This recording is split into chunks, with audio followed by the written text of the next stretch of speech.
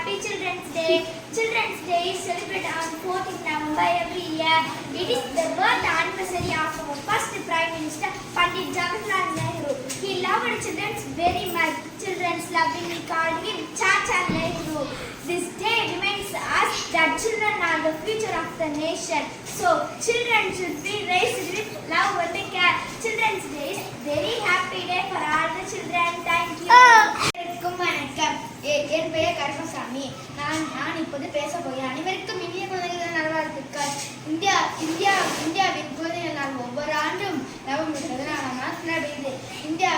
இந்தியாவின் முன்னாள் பிரதமர் ஜவஹர்லால் நேரு குழந்தைகள் மீது மிகுந்த அஞ்சல் கொண்டிருந்தவராக இருந்தார். குழந்தைகள் அவரை நேரு மாமா என்று அழைத்தனர்.